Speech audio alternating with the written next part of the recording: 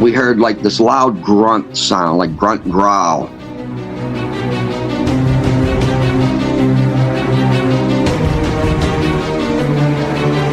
What the heck was that? I've never seen anything like that in my life.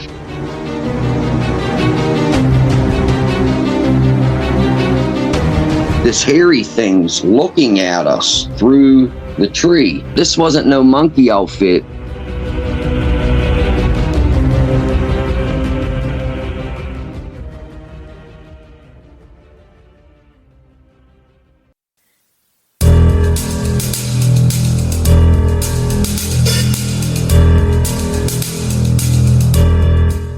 This is the Cryptic Creatures Podcast. I am Brian, and with me, as always, is my co-host, Todd.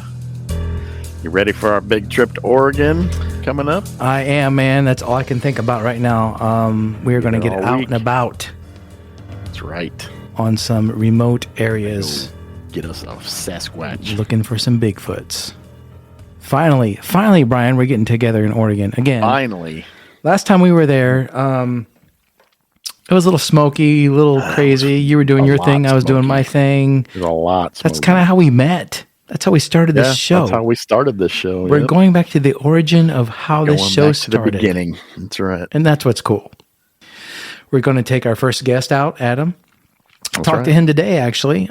He was asking me, he's like, you guys coming out? Are we going out? Are we doing that thing? I'm like, yeah, we'll be there. We'll be there. Our very first guest. Very first guest on the show. Yeah. We are going out on an excursion. So he's ready. Yep. He's a cool guy. He's funny. He's hilarious. So we're going to have some fun with him. So let's go ahead and bring our guest on. We got John coming on tonight to talk about his Bigfoot encounter with his cousin and I think his brother. Yep. Yeah, that sounds like a good one. Right. So let's bring him on. Let's not waste any more time. Here we go. Yeah, let's get him. John, welcome to the show. Hey, Todd. Thank you. Yeah, it's good having you.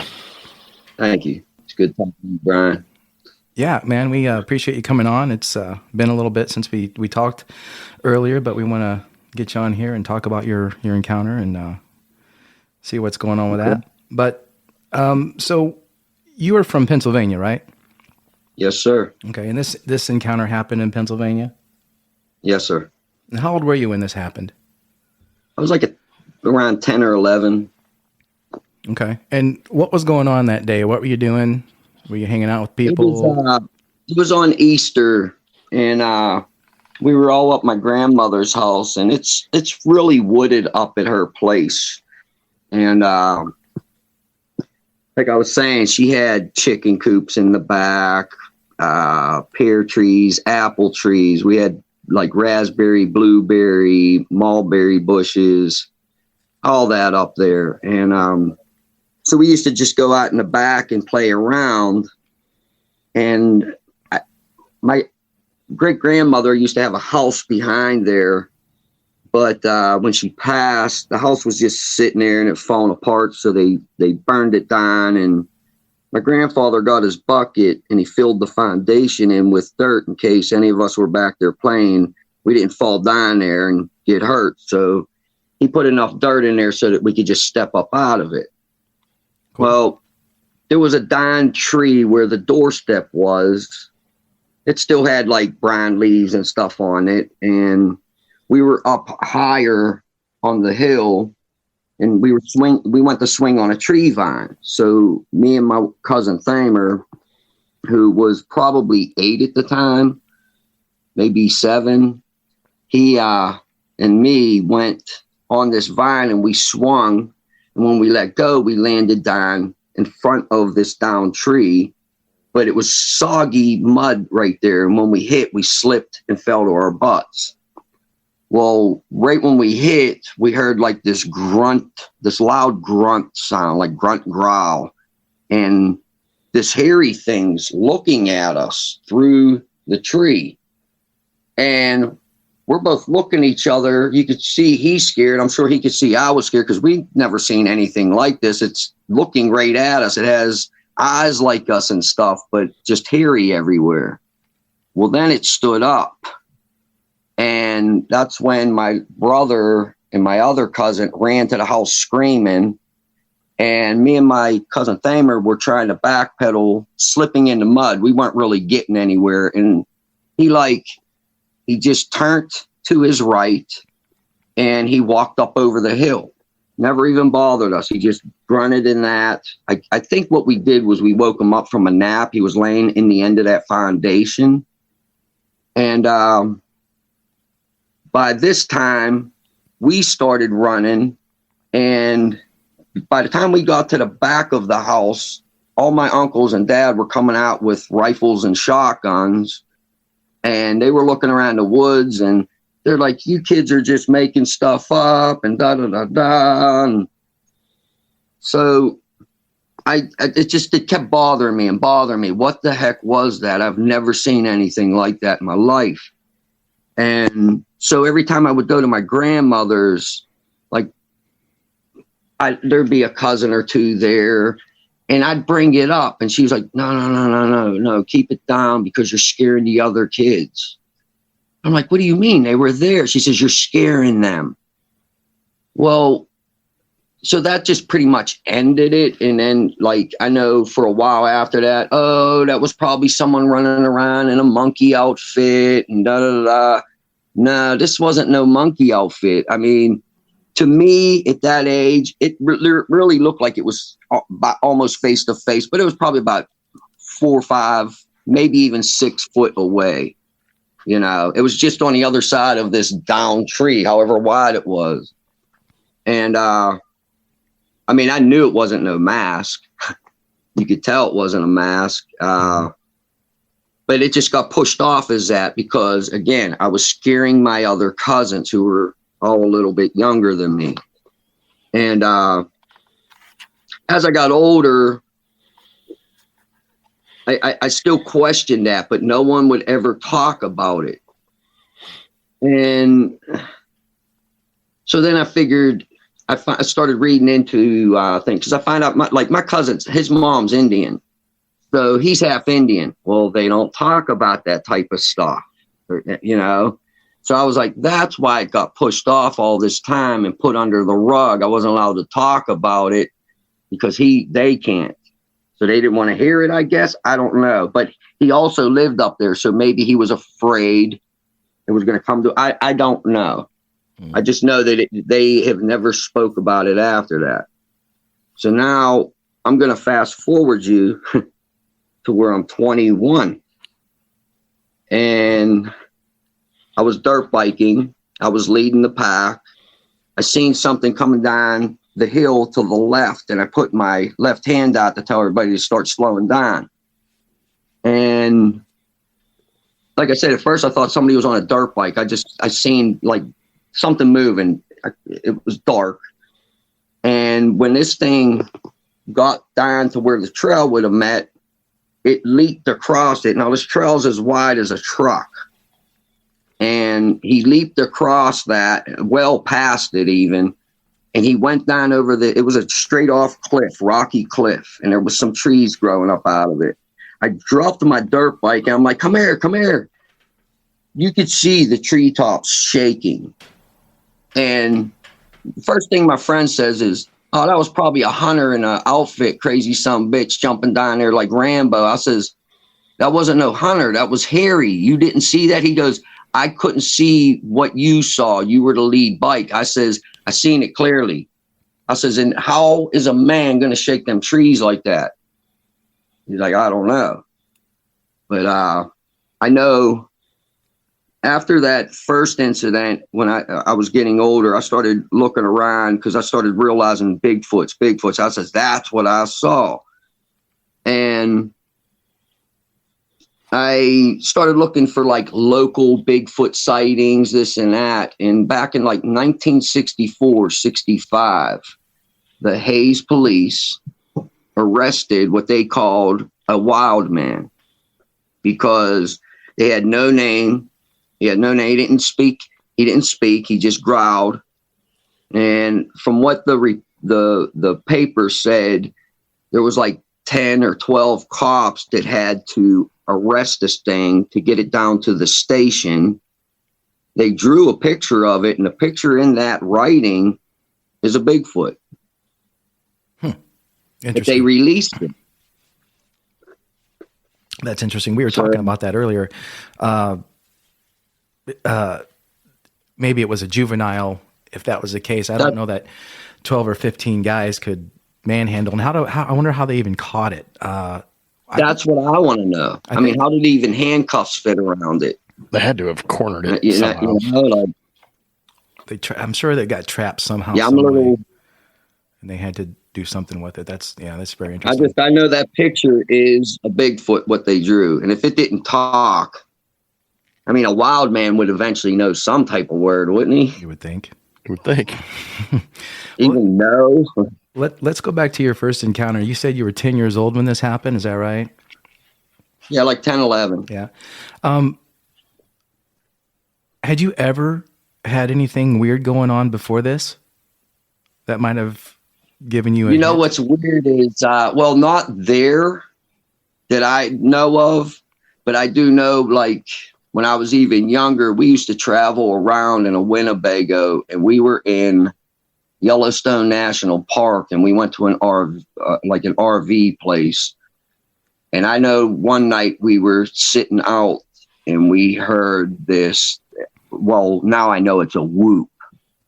Back then, I was terrified because I'm like, what the heck was that? I mean, it was super loud going through the valley.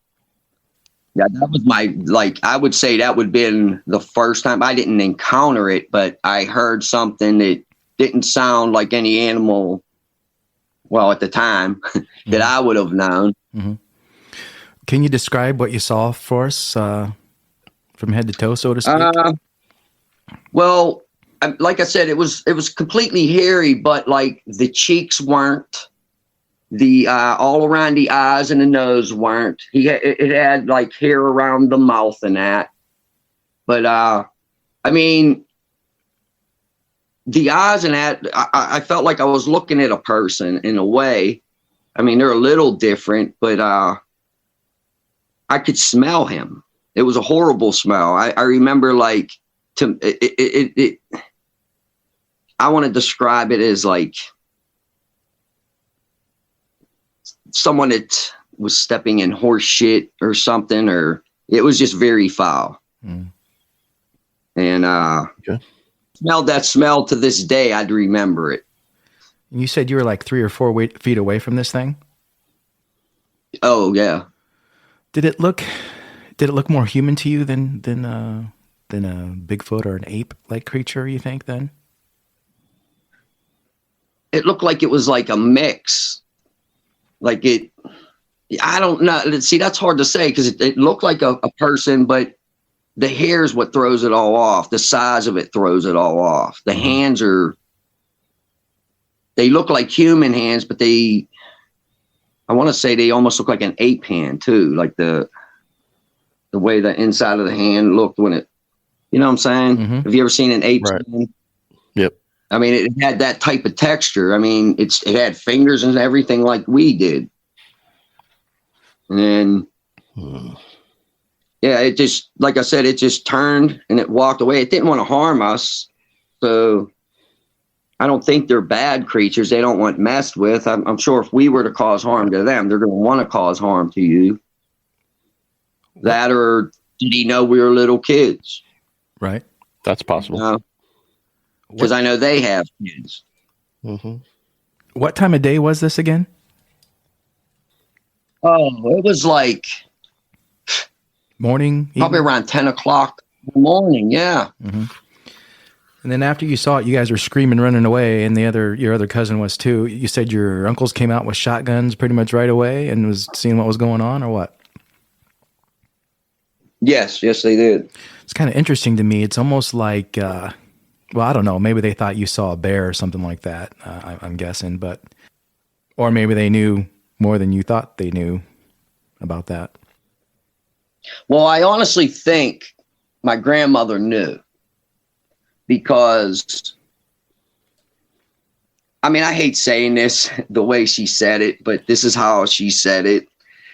I noticed a gun up above the sink.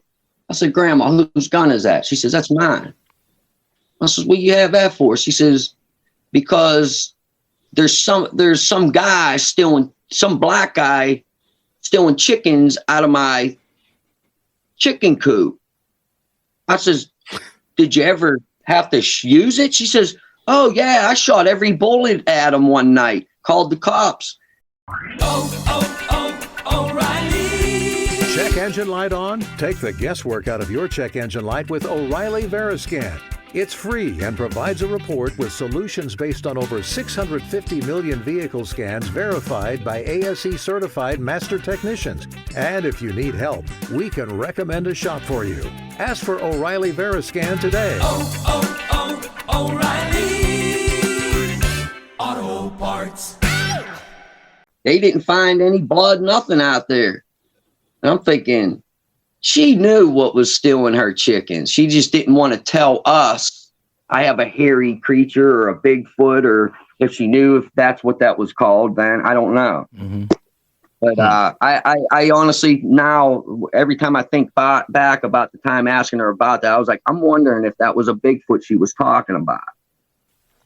I mean, they are black up in there. They're black.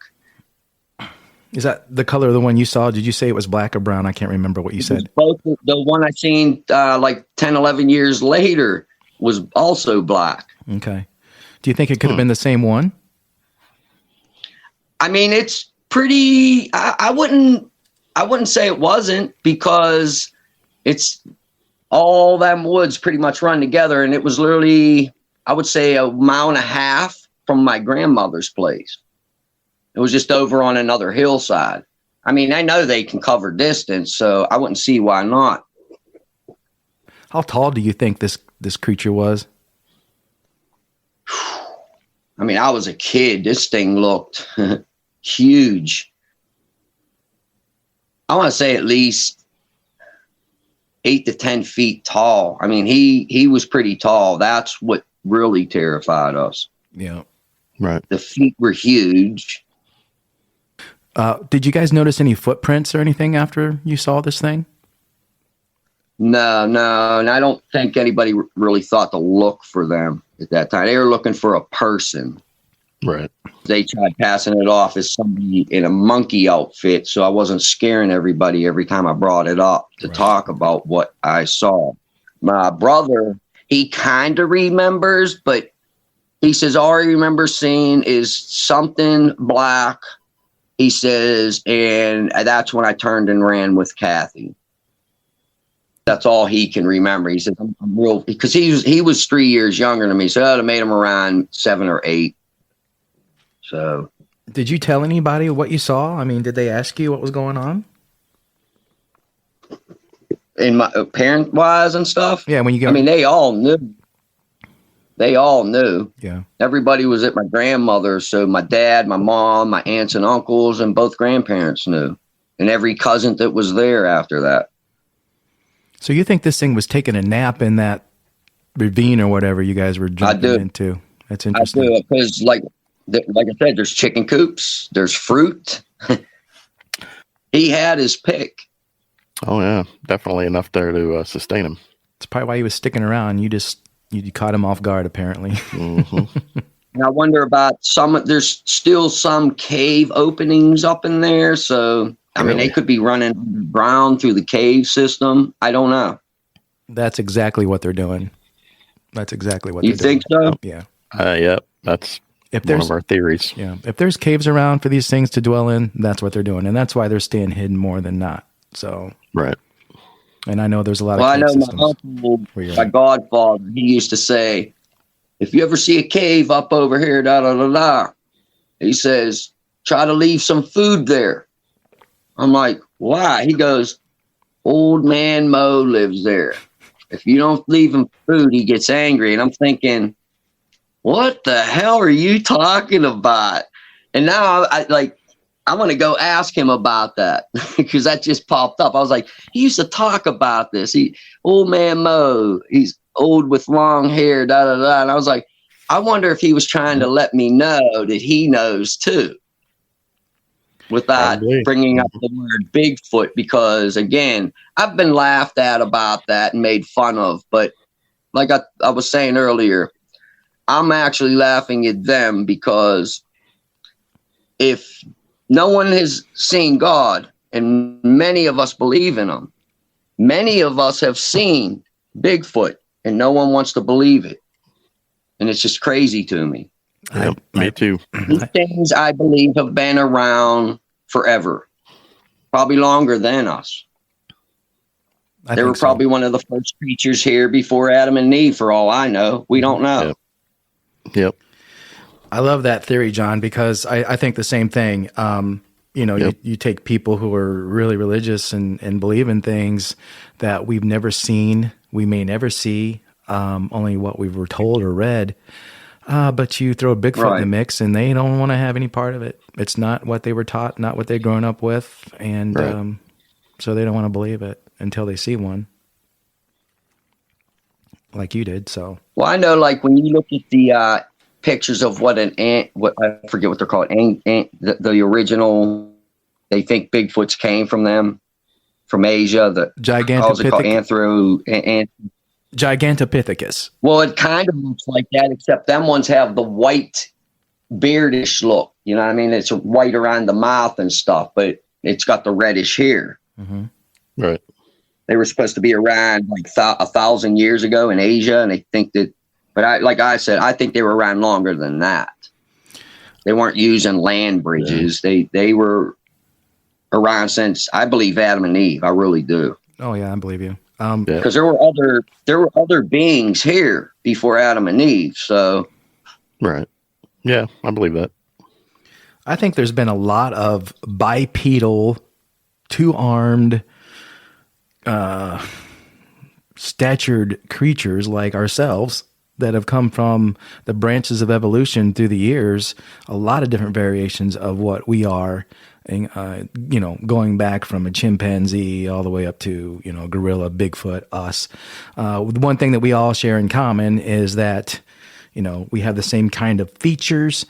Some of us are more hairier than others, and we walk on two legs, Yeah. So why is that so hard for people to accept? What if it's the missing link still living? I think it could be. Yeah, could very well be. People talk about, evolution and stuff like that. And they say, well, if we came from apes, why are there still apes? If we came from this, why are there still that? Well, it's because of environment. If you've got a creature who lives in the woods in caves, it's going to stay the way it is.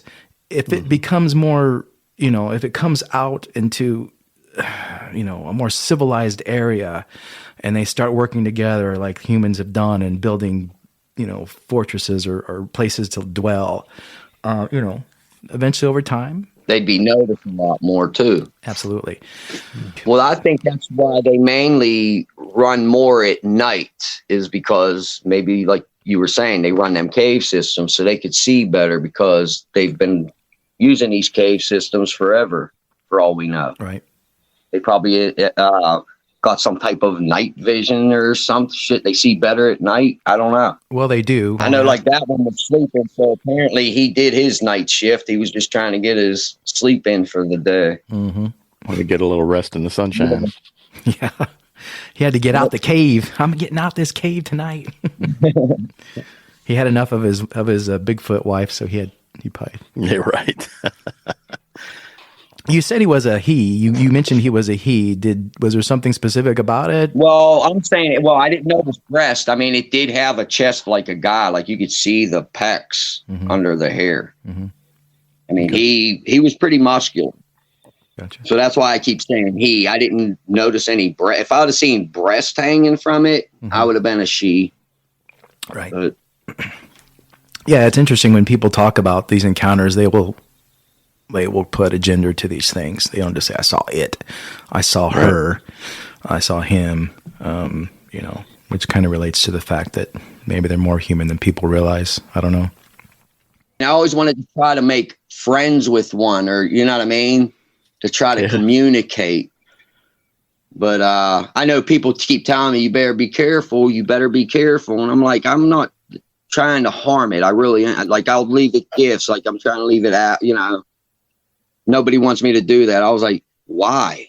I think we probably could do that to a point, but they're still mostly wild animal. I mean, yeah, they're not going to let you completely in. Right. They're not.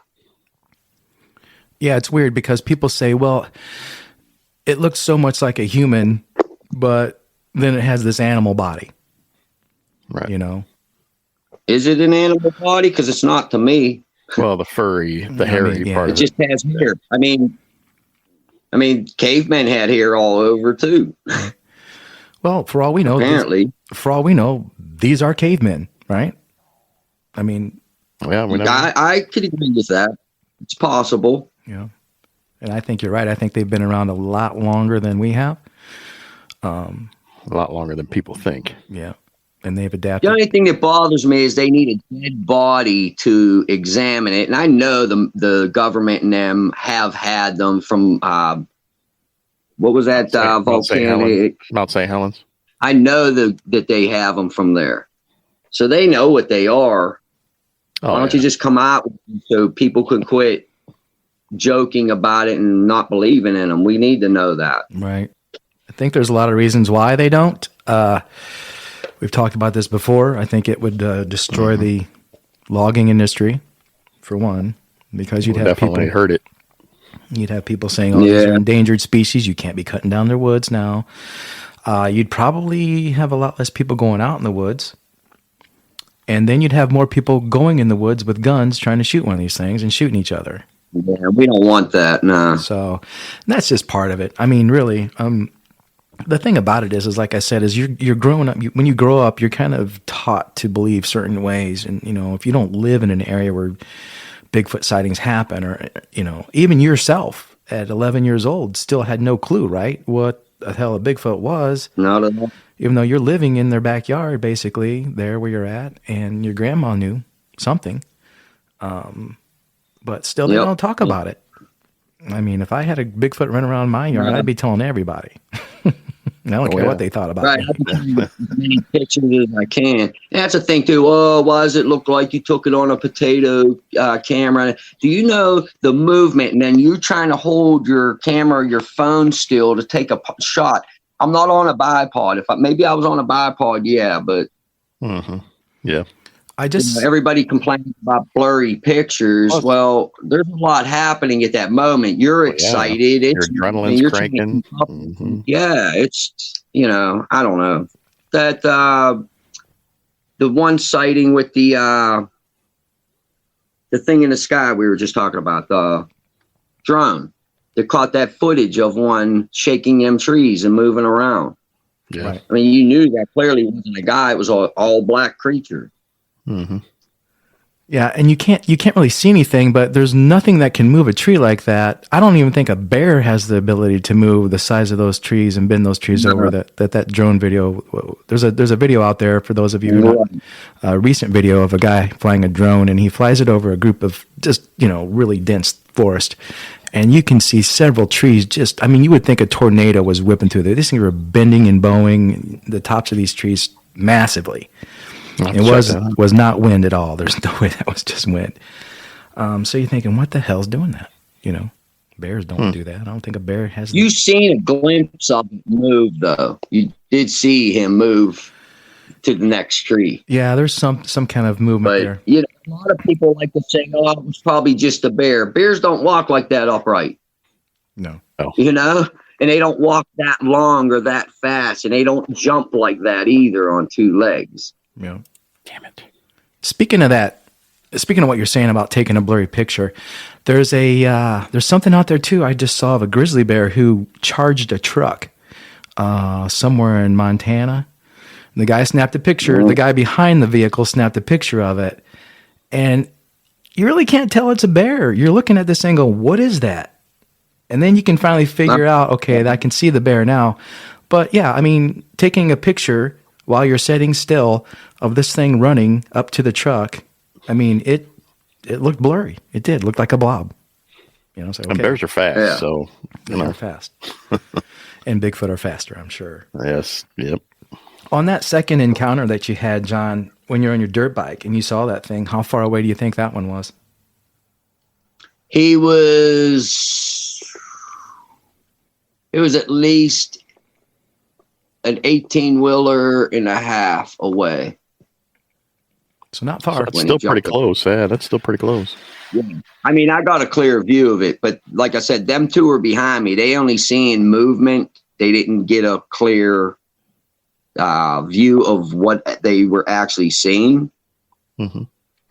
They just knew that, well, like I said, my friend thought it was a hunter in camo. I'm like, why would a hunter jump off this cliff? And how could he shake these trees? They're full-grown trees. Right. I think it was swinging from the branches down to the next tree to get to the creek down below. That could be. I didn't think about that. Yeah. What do you think these things are?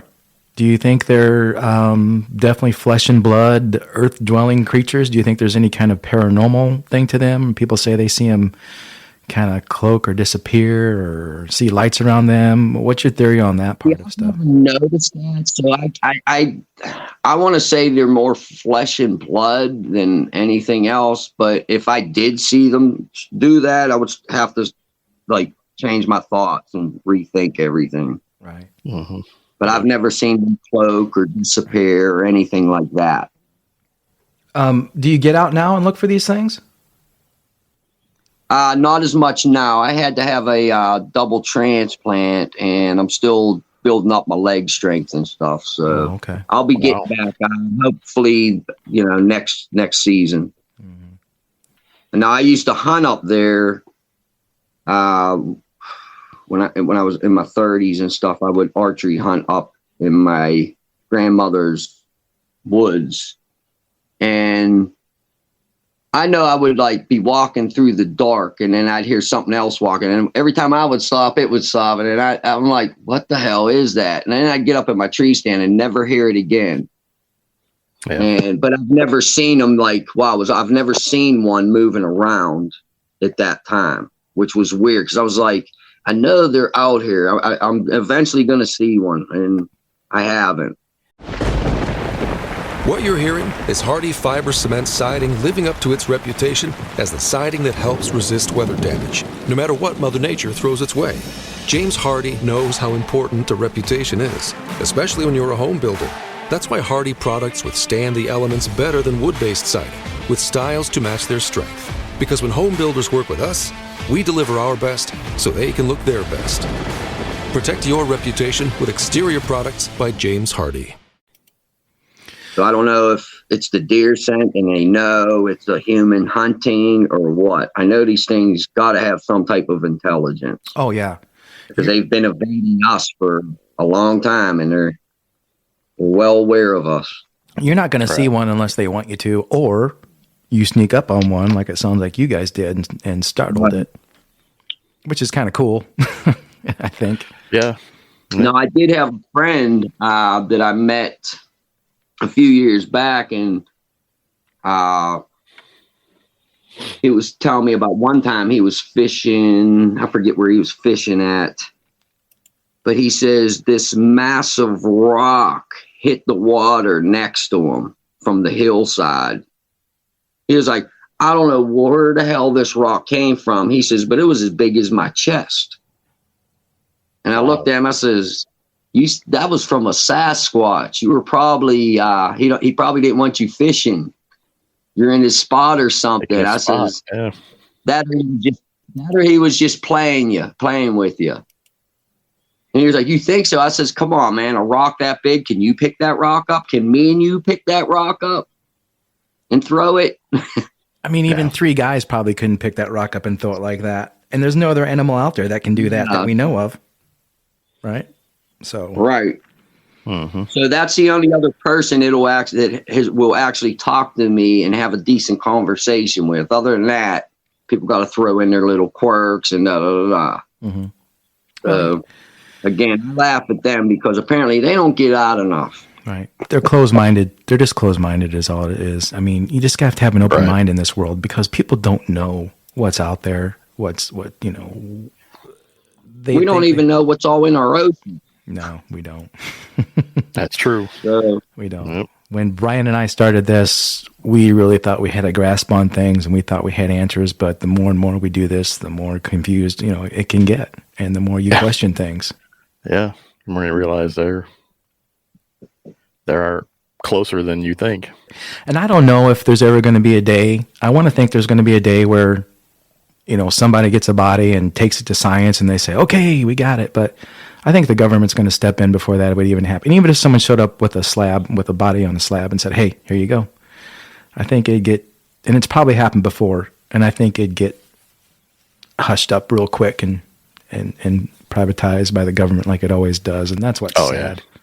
For sure. Yeah. And even if you're going to try to get a body, can you imagine trying to get a body of one of these things? I mean, if you're able to, I'm not kill or no kill. I'm indifferent about it. I do think that, science needs to have a body to study, and we need to know what these things are. But because of my first experience, I wouldn't attempt shooting one.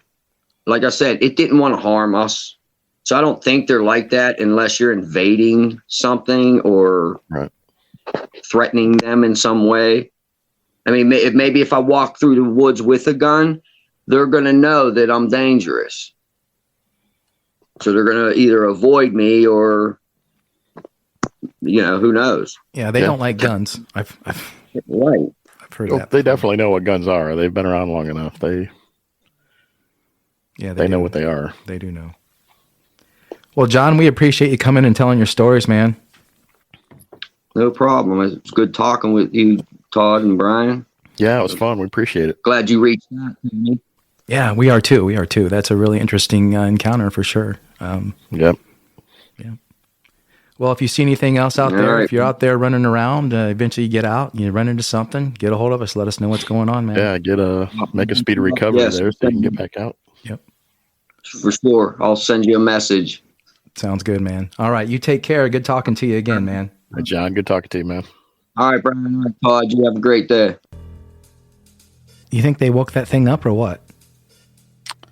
That's what it sounds like. I mean, it's possible. I mean, why wouldn't he be taking a little nap in the sunshine, enjoying the day, It surprises me that they're not that cautious to, stay away from areas where they know that maybe kids are playing. But, sometimes it's hard to say. Maybe it was an area where people aren't normally at that early in the morning. So it was 10 o'clock? Right. Anyway, it was a great encounter, a great story. So yeah, it was. Glad we got him on. Yeah, I'm glad we got him on. Once again, listeners, thank you. Rocking it, Brian. Damn right. Yes. Thank you all, man. We couldn't be doing this without you guys. So keep them encounters coming, keep them stories coming. Yep. If you know somebody, if yourself has had one, if you know somebody that's had one, let us know. Yep. Get a hold of us at info@cryptidcreatures.co.